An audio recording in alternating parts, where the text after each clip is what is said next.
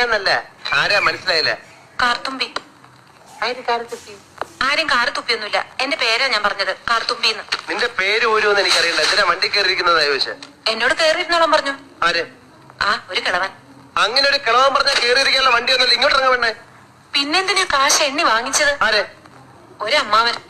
ഏതമ്മാവൻ? എനിക്കൊന്നും അറിഞ്ഞൂടാ. പോയി ചോദിക്കേ, അയാളാ ഷാപ്പിലുണ്ട്. ദേ വരുന്നു.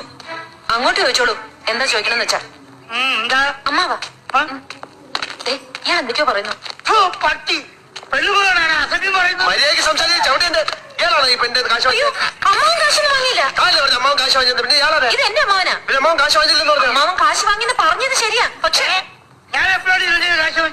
അമ്മാവൻ കാശ് വാങ്ങിയെന്നല്ല ഞാൻ പറഞ്ഞത്. പറഞ്ഞു അമ്മാവൻ കാശ് വാങ്ങിച്ചെന്ന് പറഞ്ഞു. എന്റെ അമ്മാവൻ കാശ് വാങ്ങിയെന്നല്ല ഞാൻ പറഞ്ഞത്. കാശ് വാങ്ങിച്ചേ